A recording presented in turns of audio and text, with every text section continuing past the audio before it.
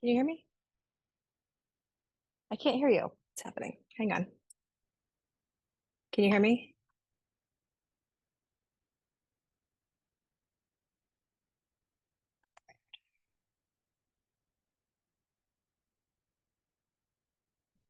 Can you hear me now? Yes, there it is.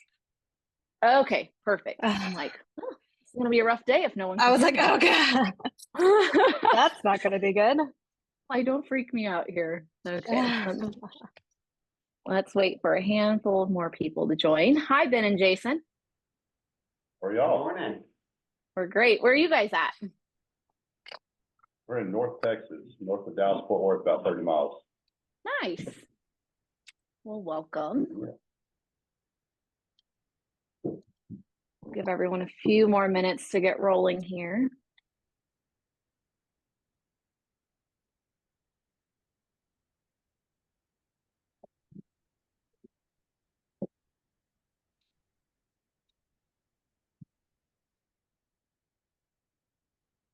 Kyla, are you home today? I was at the Not in office office? earlier, but yes, I am home now.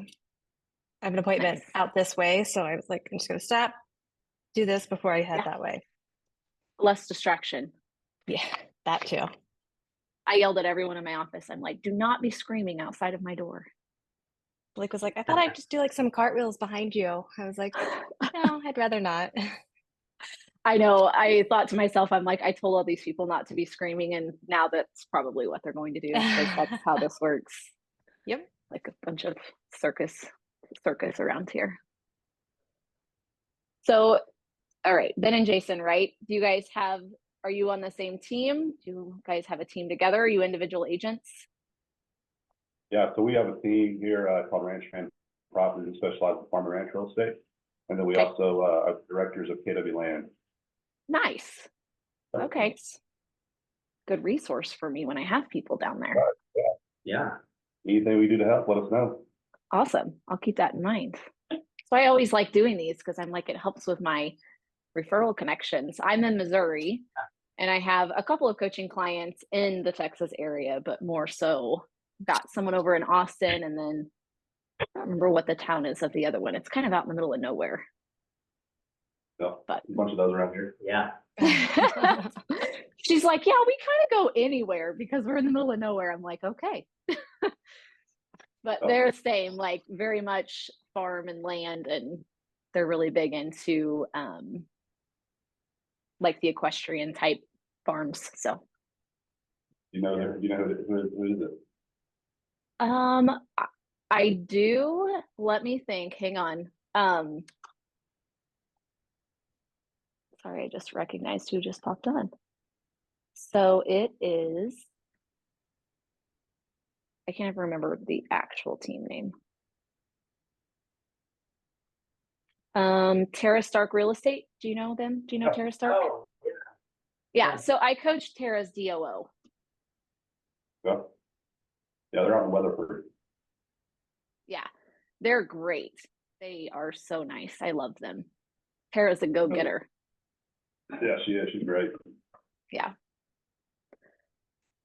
All right, where are we at? 12:01. So I'm going to go ahead and start running through some of this just for sake of time. And let's see, I'm going to share my screen with you guys. Can you guys see the presentation on your side? Awesome. Okay, good.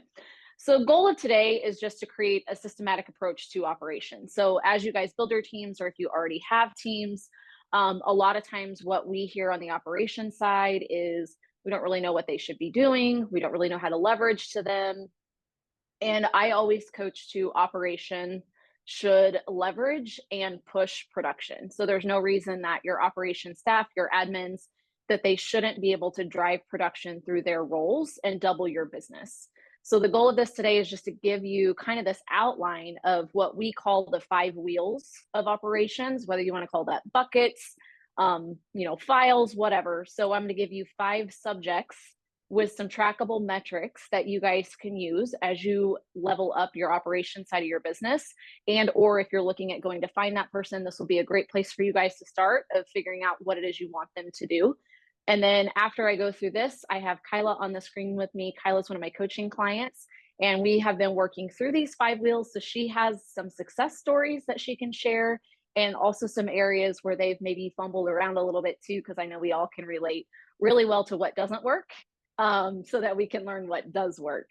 So the very first, see if I can get this thing to work. So if we're looking at those 5 wheels or the 5 buckets, it always looks like database, then our systems, our leadership, financials, and then human resources.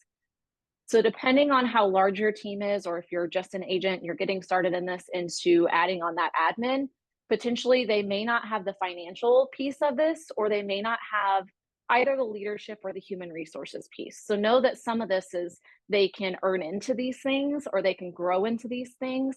I would highly suggest starting with database and systems, and then creating that growth plan of here's what it looks like for the leadership, the financials, and the human resources. So we'll break down the database first, and I will send out my slide deck to all of you. So don't worry about, feverishly taking notes if you don't want to. I'll send this out to you guys so you have this content. But if we're looking at database, these are some of the things you can hold them accountable to, and leverage. So we want to say we want to grow the Met database. I remember probably 3 years ago, our team, we help over 500 families a year on average. And leading up to that point, I've been on our team for about 8 years. I guess I should rewind and probably introduce myself. I'll do that really quick. Sorry, I just jumped in. I am a director of operations on a mega team in Springfield, Missouri, Holt Homes Group. So Jen Davis is the VP of Match. She's our CEO. And then Dan Holt is our rainmaker. He was a regional director for the Greater Heartland region. And then he is also the OP of our market center in Springfield, Missouri.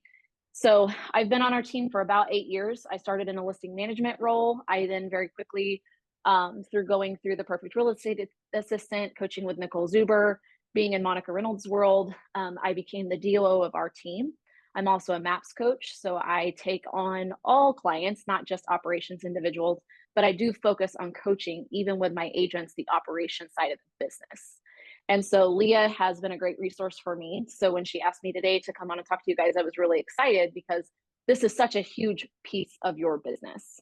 So now that you guys know who I am and the credibility of speaking to this, if we look at our data at the database, our goal is to grow the Met. So as I was saying, we were missing that 500 mark over and over again. For about 3 years, we were shy by either 100. 1 year we missed it by 3. And my coach said, how many Mets do you have in your database?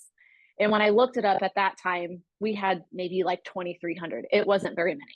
And she said, well, if you want to close 500, you have to have 5,000 Mets.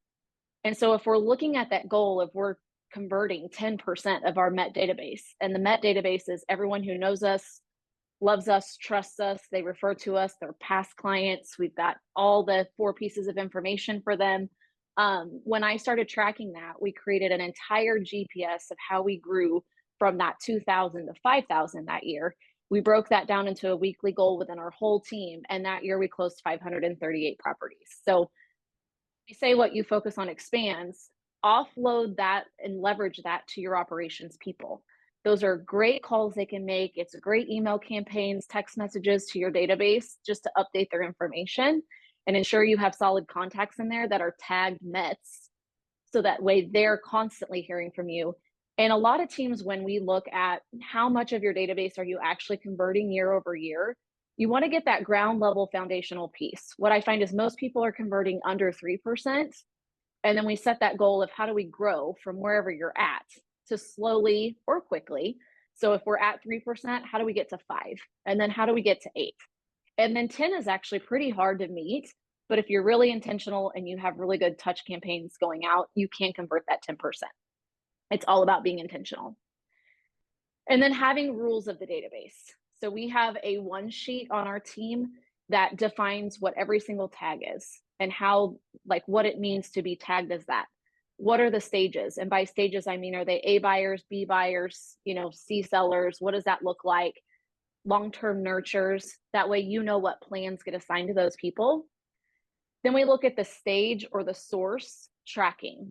So always looking at our sources and saying, what's our ROI on this? Your operations staff can be doing this for you. And I always look at those things of our ROI tracking, the growth in our database and our METs. I review those every single month. And then I sit down with a team as a whole quarterly, and we look to see if we're on track for these things. Referrals are a huge chunk of the database. And so oftentimes right now, what I'm hearing is those teams that are thriving right now is because they're winning in their database with their agent-to-agent referrals, their past client referrals, their SOI referrals.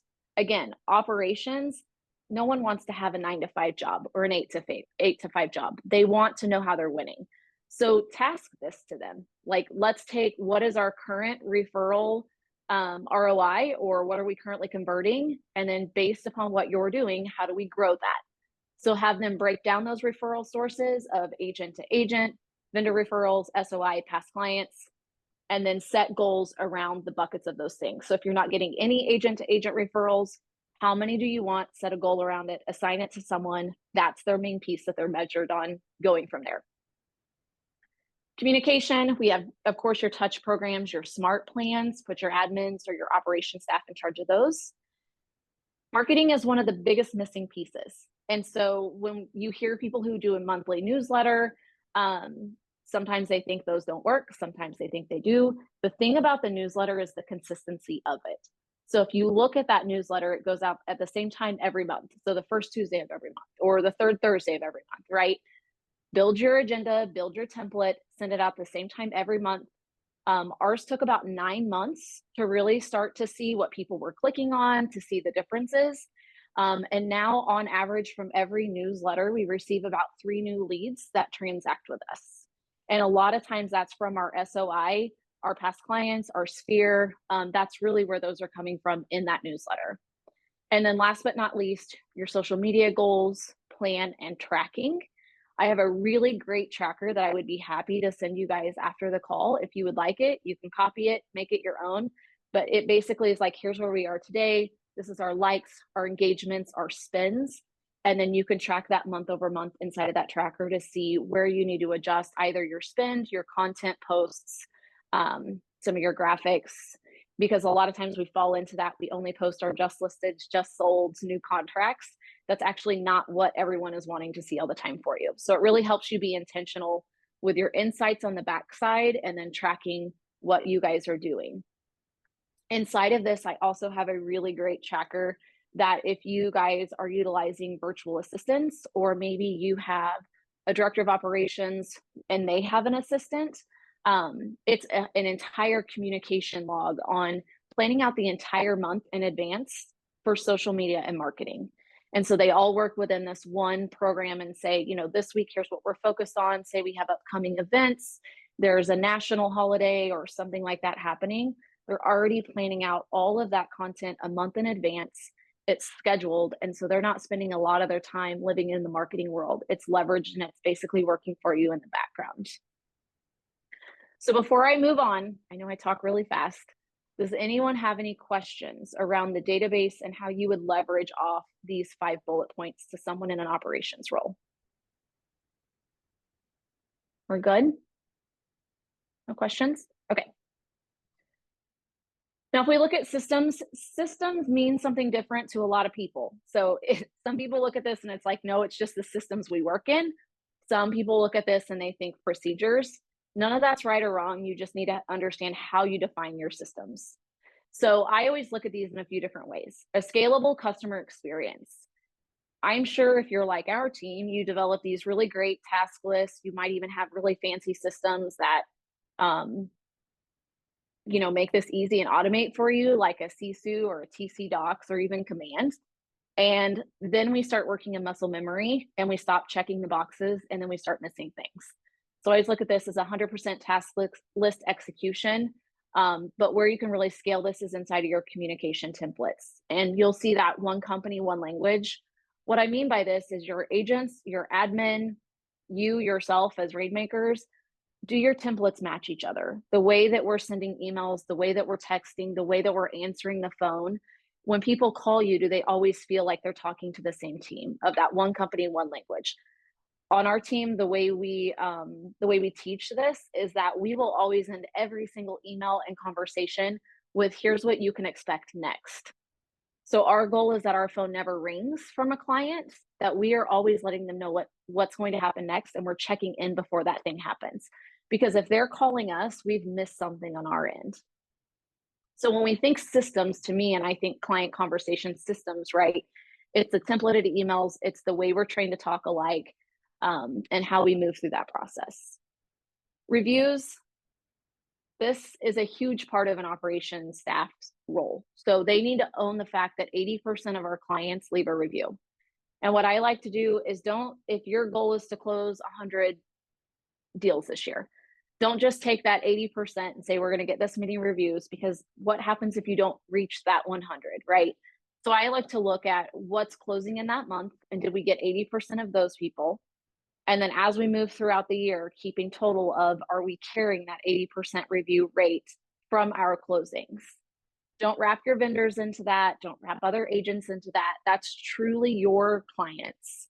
Everything else is an addition. We still want the agent to agent referrals. We still want the vendor referrals. We still want our family and friends reviews. We still want them to review us.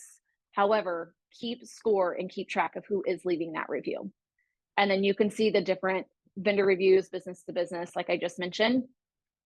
And then moving on, a quarterly system audit.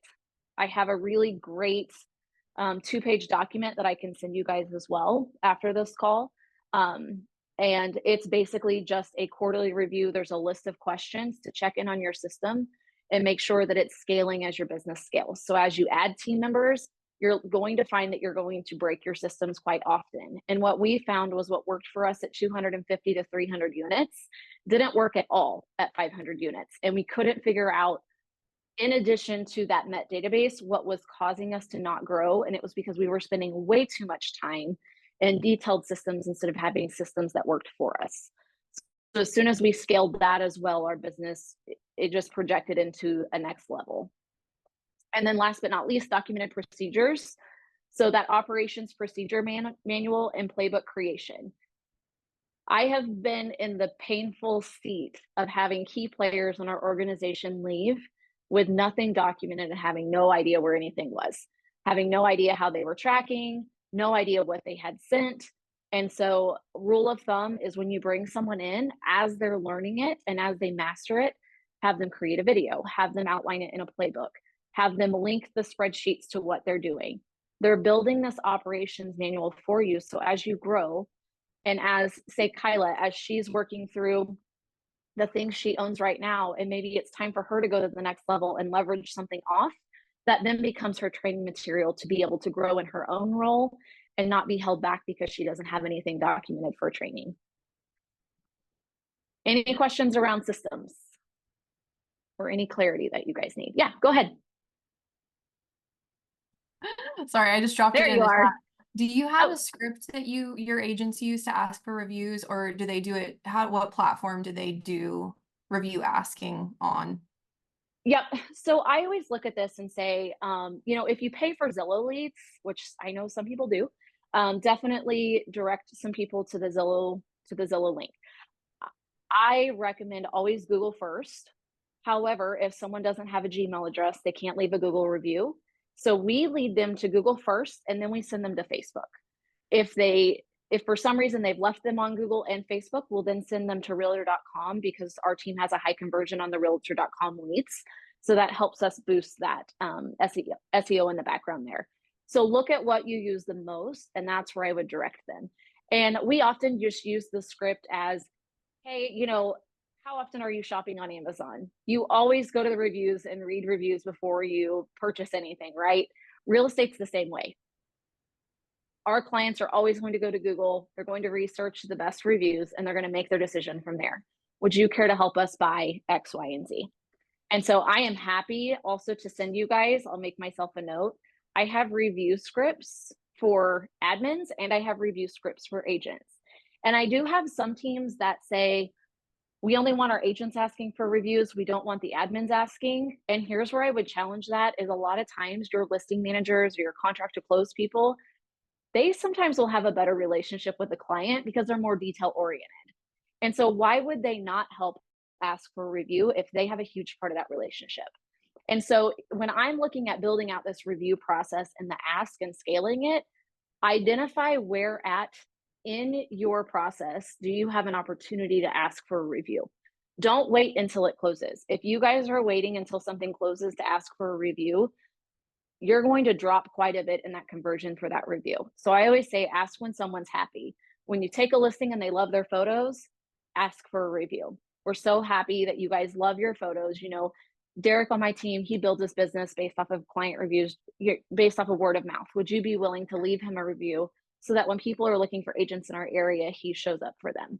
You know, and so as an admin, that's an easy script that you can throw in when pictures come back, when the house goes under contract, when you, depending on where you are, when you make it through the inspection period, when you make it through the appraisal period, those are all points where you can ask for the reviews. So anytime someone compliments you, they're happy, go ahead and send that over.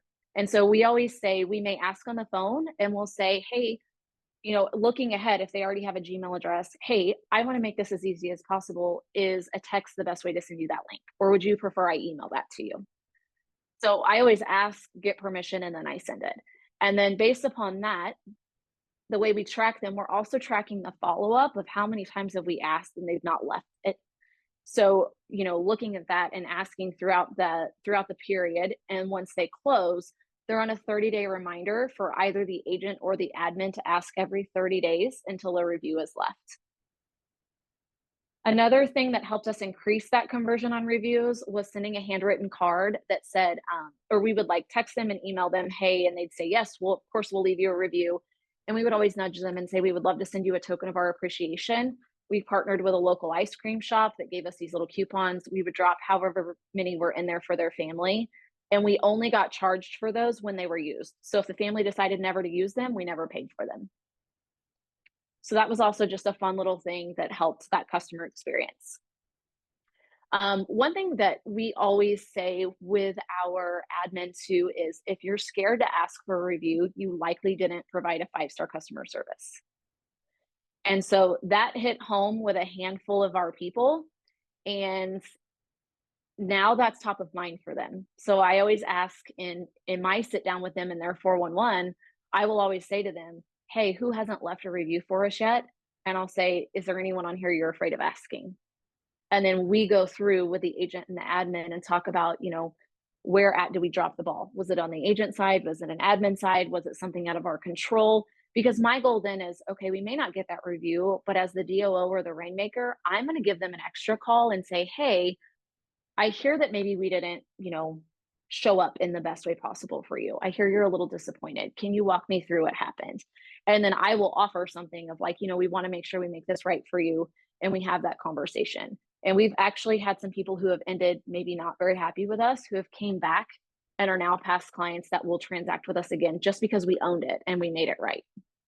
So it's also that we want to ensure that we're standing behind what we promise you.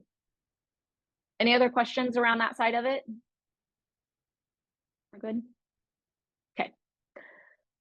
So leadership is the next piece of this. This could be shared if you have someone new in the business. This could be a shared part. It could just be you as the rainmaker. This could help you know what to track. But if you have an operations individual, they need to own this.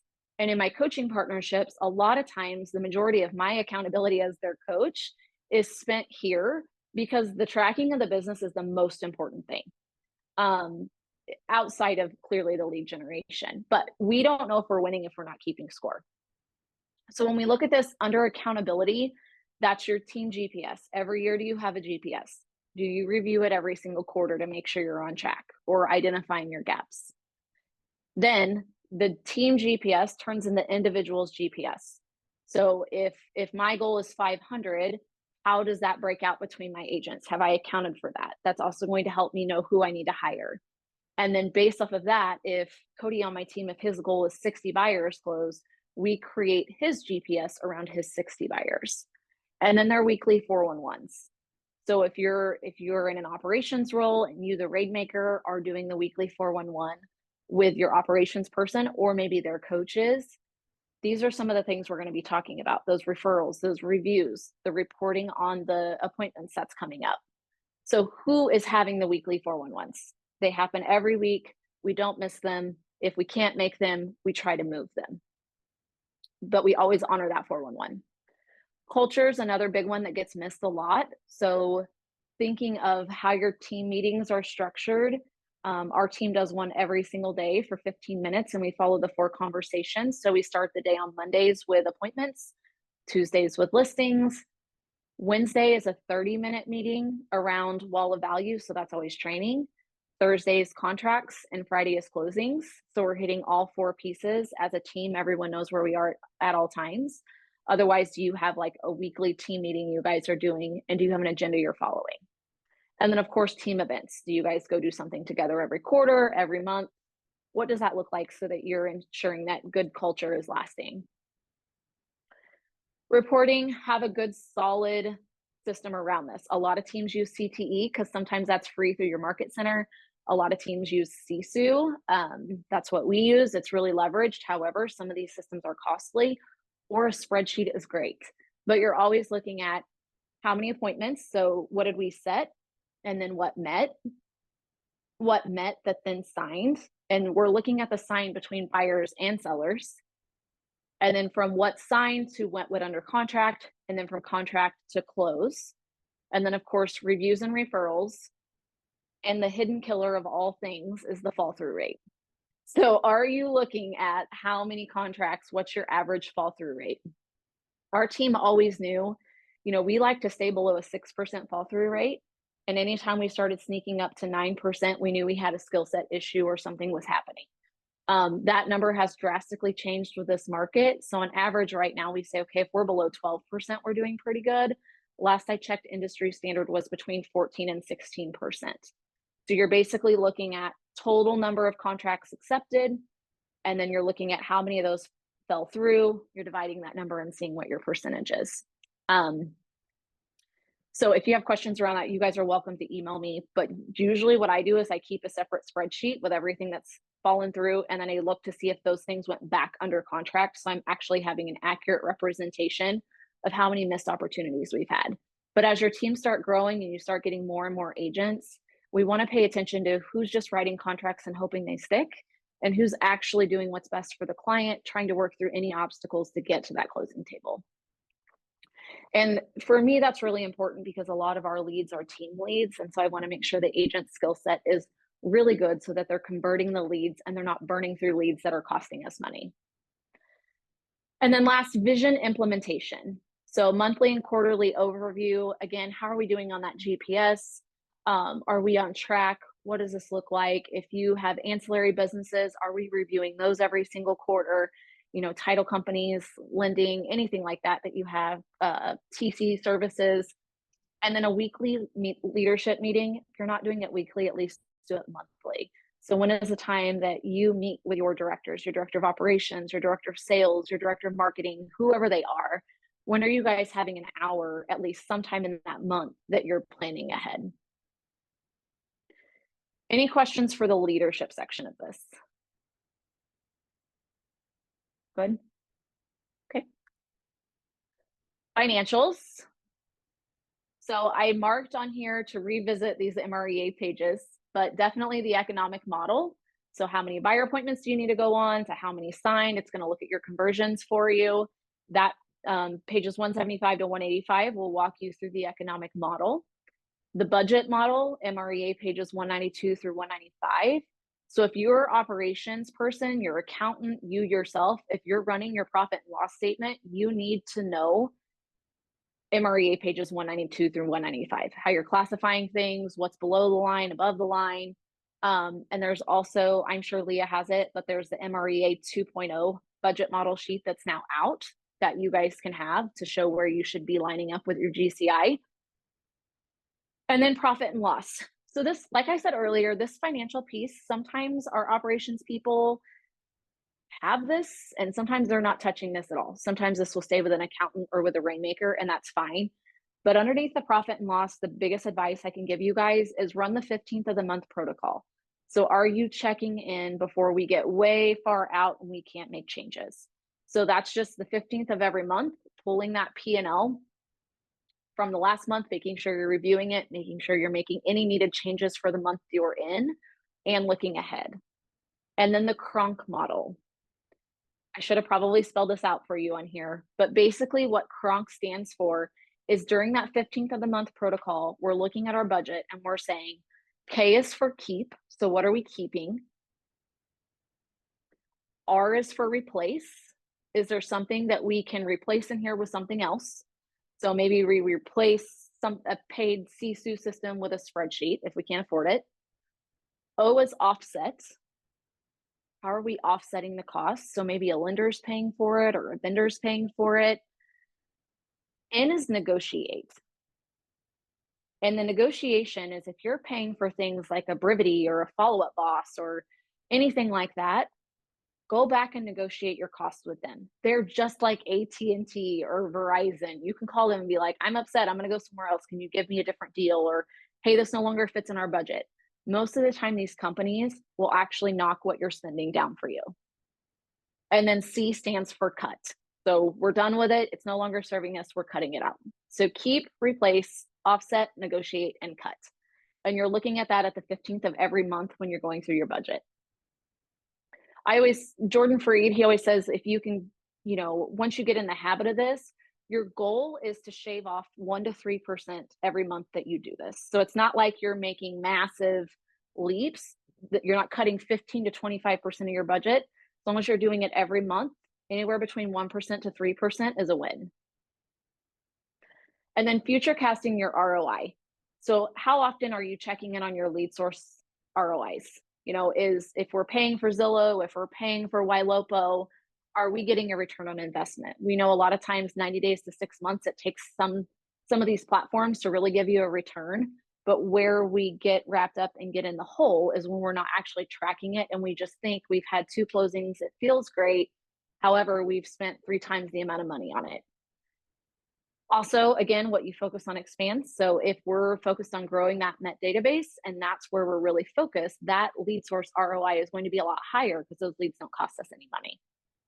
And then employee ROI. So when I look at this in an operations role, I'm ensuring that that operations person, they brought in 200 minimum contacts to add to our database, that they are bringing in SOI deals to our team, that they are driving production through reviews and through referrals. If I look up and they're collecting their salary and they're not actually helping drive production at all, they're just coming in and doing what they need to do and going home, that's not a very high ROI on your team. And so something Kyla in a minute will talk to you guys about is when we listed out her value proposition, because I think that's very important for every operations person to do, is do you understand what value you bring to your team?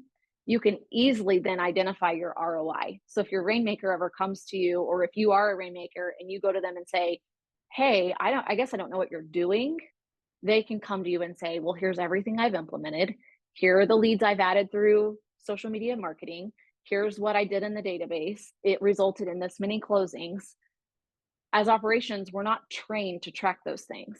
But when we can track them, they become the value proposition. So my goal always in coaching these individuals is that they understand how they bring value to the team and they show up every day to increase production through ops.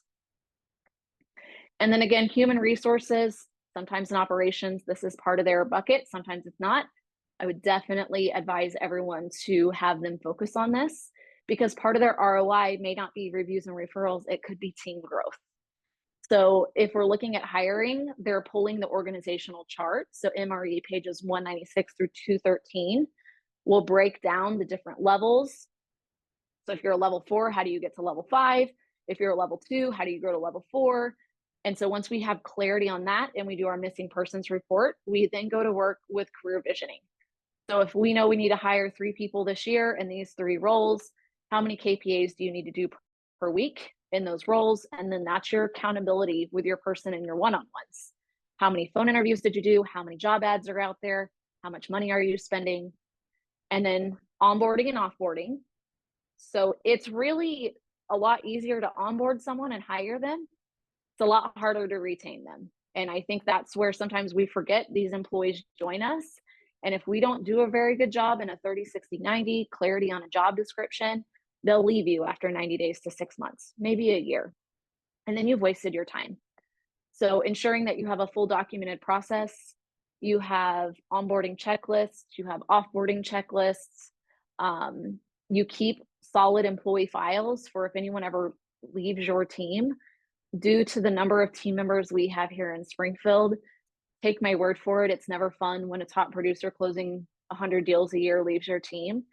And then there's muddy water and they aren't sure what the non-compete said that they signed, or they're not sure what they can and cannot take from the database, even though it's lined out and they signed it. So really slow down and make sure you have those things in place so that you don't end up in lawsuits. Because that is a huge, huge thing that can happen when agents leave your team. There's a lot of confusion. Quarterly and yearly reviews, those are those pieces for retention and that retention plan and your retention rate. So do you feel like you're burning through a lot of people? That would be a good time to say, okay, 30% of everyone we've hired in the last 2 years is left. What's going on? You won't know that unless you're tracking and paying attention to it. And that may be you're not re-recruiting them. So going back through their motivational interview from career visioning, asking them what matters most, what are their goals? Are we helping them hit their goals, or do we just think we are? Really being intentional with their time. And then the training piece of this, so the job descriptions per role, the number of awful job descriptions I see is disheartening. And I used to be some of those people. And so when I look at a job description, I'm like basically turning into a checklist. You have their job offer, that's a paragraph that tells them what they're getting paid, what's expected of them, whatever. But when we look at an actual job description, I would encourage you to turn it into a checklist. So if they're doing listing management, list out every single piece of listing management. And then if they also are responsible for reviews and referrals, put that on there too. No room for confusion. And then have a really good 30, 60, 90. If you guys are ever hiring ops people, and if I don't know if all of you coach with Leah or not, but if you do, just let Leah know. I'm happy to send some of that stuff to Leah if you get in a bind there. I have all of that for operations built out, whether it's EAs or DOOs, VAs, whatever it is. But we want them to know how they're winning in the 30, 60, 90. A, so they're set up for success, we can retain them and they can be amazing sources for us. And B, so that if they're not performing, we get out of business with them quickly. That way we can hire somebody new. And then the training plan and the training library. Kind of back to that database section or the systems section, everything they're doing, if you don't have it built out when you hire someone, that's okay. But when you hire them, let them know that your expectation of them is that they're documenting everything they're doing. So they're putting it into a written playbook. It doesn't have to be perfect. And say they're a listing manager or contract to close manager. Every time they're entering a new contract for the first couple times, have them record themselves through Loom and then save those videos. Doesn't have to be perfect, but as long as it's documented, create some type of folder that you guys can dump all this training into. So that way, when you hire people, you can leverage some of those videos and not feel like you're babysitting for a month at a time when you hire someone every time. Okay, any questions? I'll go back really quick. Any questions about the human resources, the leadership side of things? Yeah, I had a question about the 30, 60, 90s. Okay. We have a virtual assistant that we have hired to do basically command, like a command backer, but it's not through Cyberbacker. Okay. I have started a 30, 60, 90 for her and basically have the first 30 days kind of done. Do you have something similar to that could help supplement? The VAs are hard because they're really, it depends on what you're hiring them for, right? So there's no standard 30, 60, 90. The thing I would advise you is, have you ever watched Marty Miller's 66-day command challenge on YouTube? Mm-mm. Okay, so get on YouTube and look up Marty Miller, and he has an entire YouTube page and it's called the Command 66-Day Challenge.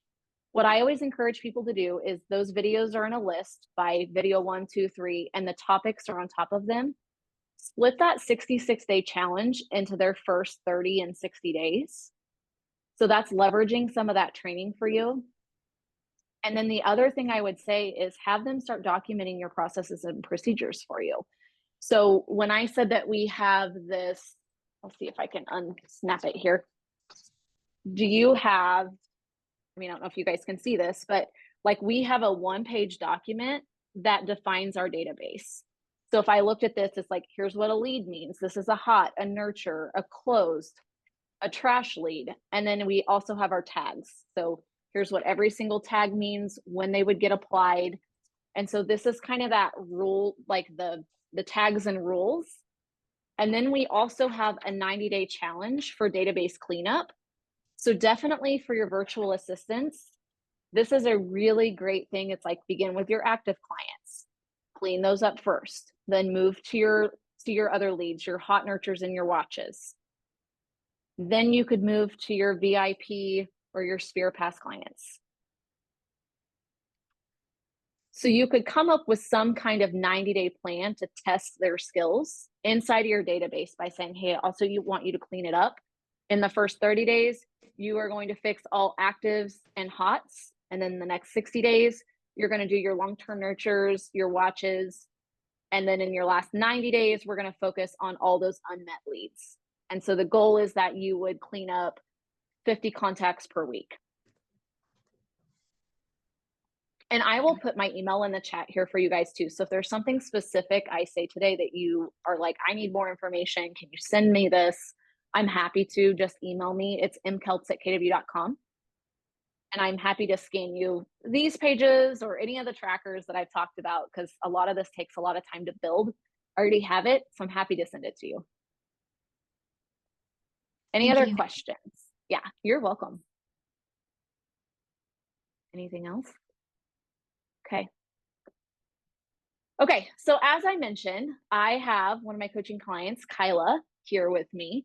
And so Kyla is the director of operations for Blake and Associates in Kansas, in the Kansas City area in Missouri as well. So Kyla and I have been coaching for a handful of months together and really chunking down these 5 buckets to get really intentional in her organization to create some structure. Kyla, do you want to come off mute and say anything I didn't already say about you that they need to know? I'm trying to think. I don't love talking about myself, so I feel like everything you just said is great. I joined Blake about 4 years ago and been in coaching, and then my coach retired and I was like, this is awful. And then I got with Monica and my work career has just skyrocketed. Love So that. listen to everything she says. It's really just, I know a lot of this, we hear it and we think this is common sense, but until we break it down and hold it accountable, that's when you'll start seeing the things start to change. And so if you're looking at this and you're like, gosh, we have some of this, but it's all over the map, break it down and say, maybe Q2 is the month we focus on everything in this database. And maybe Q3, we then move into the systems. And maybe Q4, we focus on leadership and how we're tracking everything. And so a lot of what Kyla and I, and one of the most important things I think that Kyla and I have implemented that was a mindset shift that I saw, and Kyla, you can agree or disagree, was when we talked about her value proposition. And the reason we talked about that was because she's like, I don't know what on earth I'm doing. Like, everything's on fire. I feel like it's chaos. I don't even know I'm here. And so part of her homework one week was to document what she was doing, what she had implemented since she'd been there.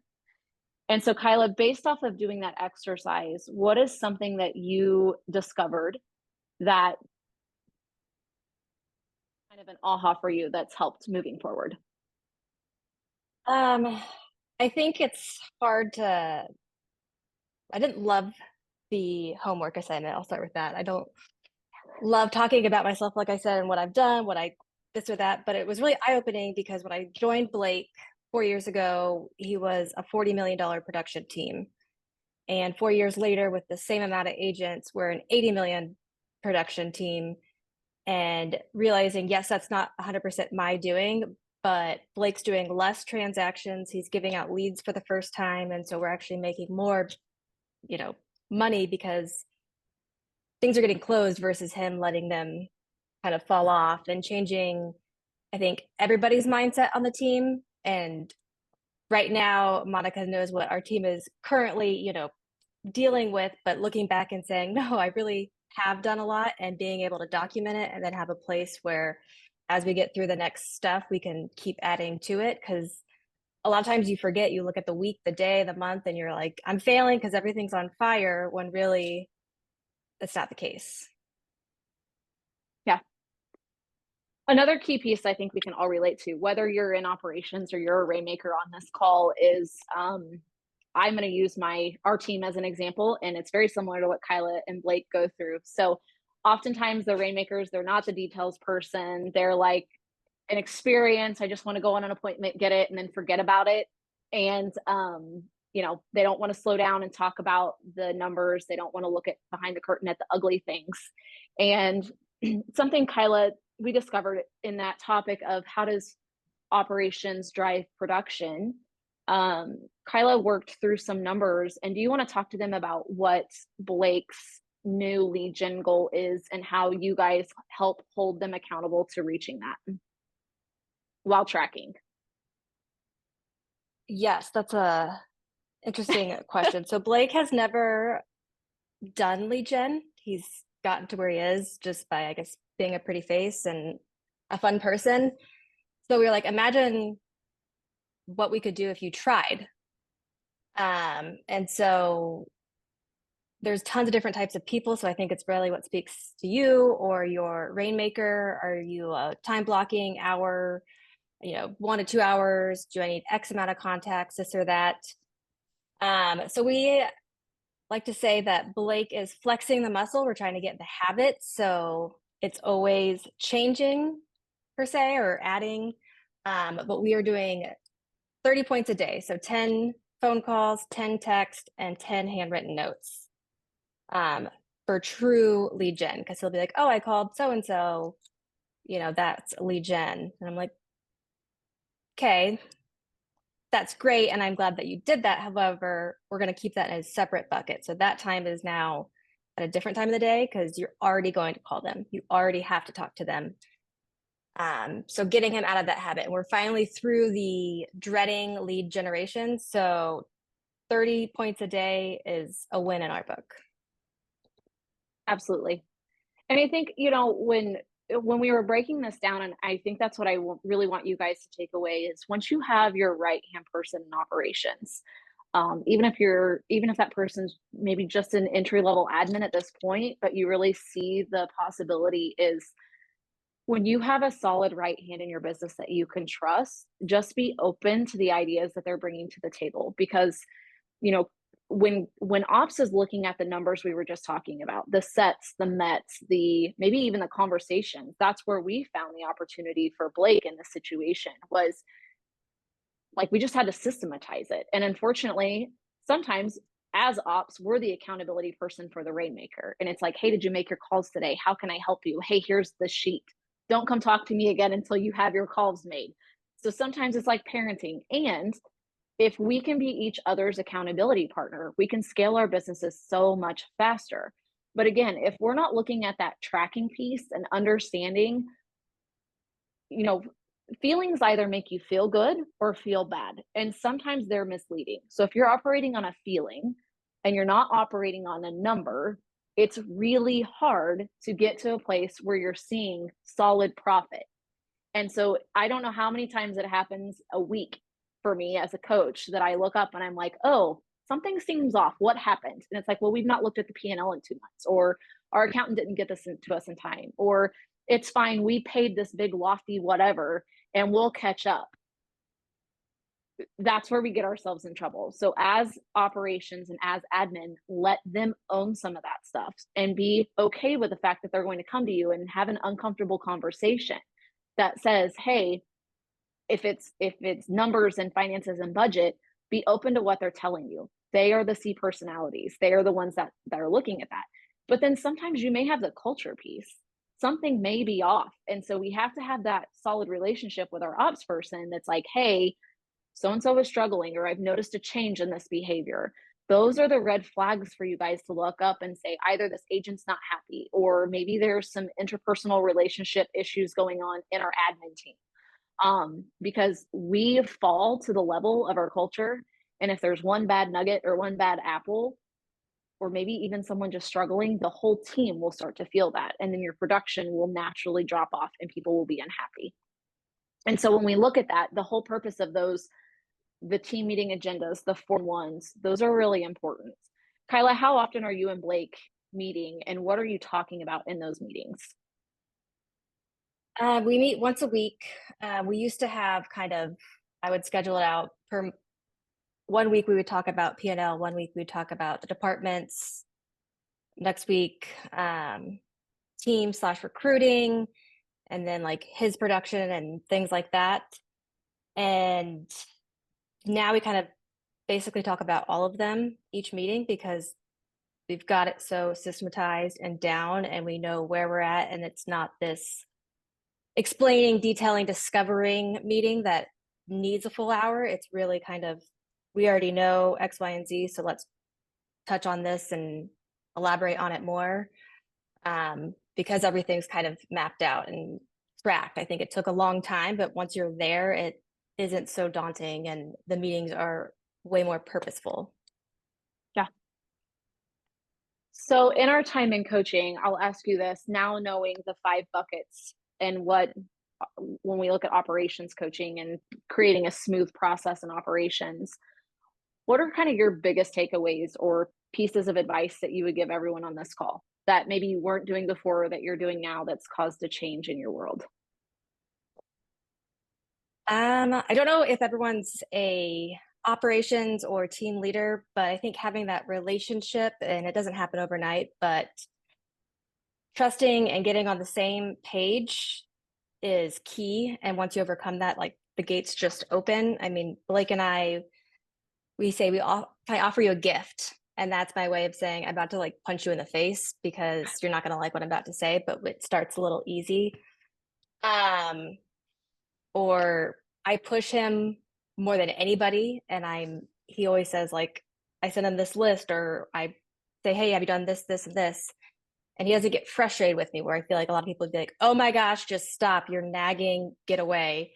But he understands that I'm pushing for that bigger picture and we're on the same page. So if you're feeling like someone's nagging you, or you feel like you're nagging your rainmaker, you guys aren't on the same page. And I think getting clear in that, and just starting with one. I mean, we went from no lead gen because we didn't have a database to now having it mapped out. Who is he calling versus then tracking? He was calling the same 7 people week after week just because he liked them. So start with one. Don't try to conquer the world overnight. And that relationship is really, really key. Yeah, I love that. And I'll speak to that as well. Dan Holt, my rainmaker, and he is back into production now that he's no longer the regional director. And it was like the moment he walked back in, the floodgates opened, because he's a lot like Kyla's rainmaker, and he's very charismatic. People naturally gravitate to him. Like, he doesn't even have to try to get business. It's really annoying. And he is also like top-notch ADD definition of someone with ADHD. And so when I look at how we support each other in this business to truly have smooth production with smooth operations, it is always focusing on that pipeline, always going back to a lead gen conversation with accountability, which is that leadership bucket of, he keeps a notebook and he has every single person, if they're a buyer lead or a seller lead, and they go in the notebook only if they're within the next 60 days. And every week he starts with his focus of people on the notebook page, and then he moves them to a new page week over week. And so those are our top 9 conversions. And if that list ever goes below 20, we pull up the database and we say, both of us get to work. I'm going to own this. You're going to own this. Here's our commitment to each other. We don't let each other down. And so there's always an action item for both of us. And, when we look at having operations that run smoothly, again, it goes back to that one company, one language, and having clear expectations.